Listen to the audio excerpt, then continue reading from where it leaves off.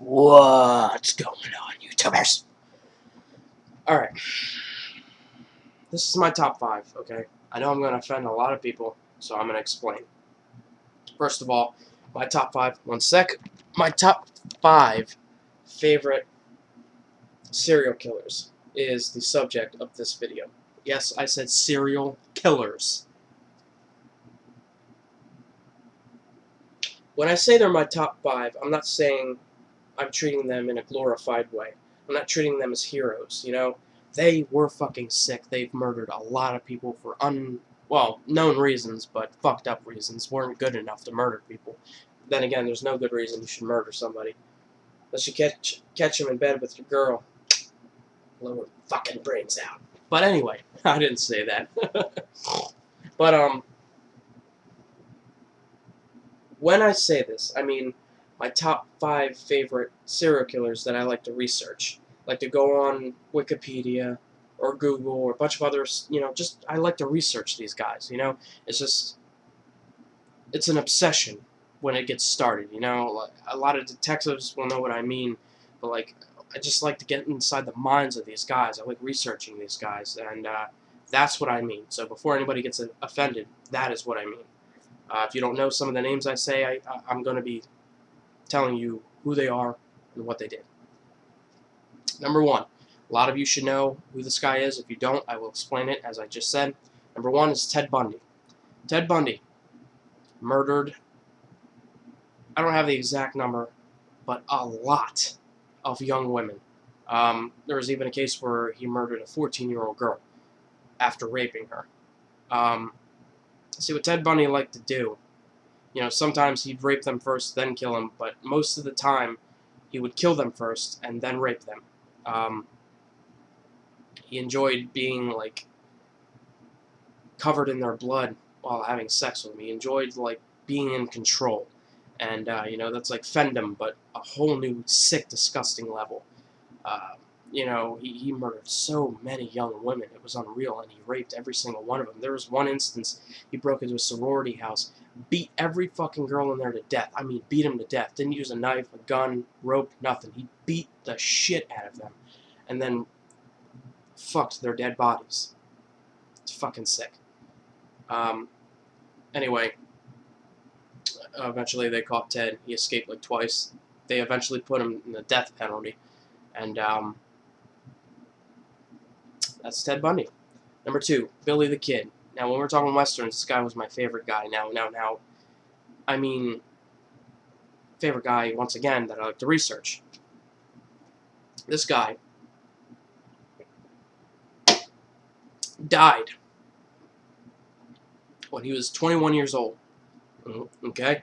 I believe it started when he was 15, his killing spree.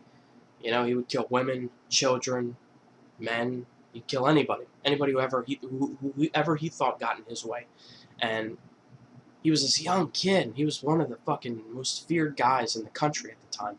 They're like, Billy the Kid, murdered another person, murdered 3 more people. And then, they'd find out it's this little kid, and they would not believe it. I mean, he died when he was 21, so he was still really, really young when he died. So he did all this shit before he was still a really young kid. And he was just... the guy was sick.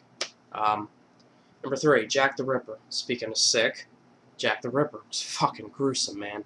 I mean, everybody should know Jack the Ripper is. If you don't, here we go. Jack the Ripper, over in England, liked to pick these hookers off the street and murder them. Not just murder them. Torture them, and then tear their body parts off limb from limb. And gut them. He would leave the most gruesome fucking scene you could ever imagine. Actually, you don't want to imagine it. That's how bad it was. And I believe he was one of the first serial killers ever, if not the first. They call him Jack the Ripper because he ripped female bodies apart and just left them. He was really fucking sick. There have been rumors that he made his way over to America and he did that shit here, but it's never been officially proven. But you know what? It could have happened. It It really could have. That was, I mean, coming from one country to another back then was very fucking popular, so could have happened. Number 4, Ed Gein. Let me tell you something about Ed Gein, guys. Ed Gein is the guy, the Texas Chainsaw Massacre, Psycho, fuck, bunch of other movies too, but mainly Texas Chainsaw Massacre and Psycho were based off of. I'll tell you the Psycho half of it. Ed Gein, he used to dress as his mother, and he had his mother's dead body in his basement. He would dress as his mother and hold conversations with her as if she were really there. That's where they got, like, you guys watch Psycho, that shit really happened. Ed Gein did it. So next time you watch Psycho and you see that shit going on, just remember, that shit really happened, for those of you that didn't know already. That part of Psycho was based on a true story. As for Texas Chainsaw Massacre part of it, he liked to take people's faces and make masks out of them. Not that there was anything wrong with his face, like, you know, what was his name? Thomas, whatever his name was in Texas Chainsaw Massacre. He had something wrong with his face, but Ed Gein didn't. He didn't have anything wrong with his face. He was a sick fuck, and he would wear these masks made out of real people's skin. That's true in Texas Chainsaw Massacre. He also, I don't know if this was ever done in any movie, but this is also a fact about Ed Gein. He would take skulls, okay, and he would rip the top half of it off. So, like, about right here. From here up, he would just take it off. And then he would, like, and then he would flip it around and put it inside, and he would make a bowl out of a skull.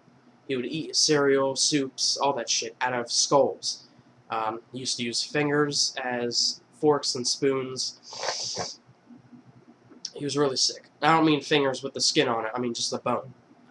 He was really sick. Really fucking sick guy. I mean, this guy personified a lot of today's horror movies. And honestly, I'm glad he died.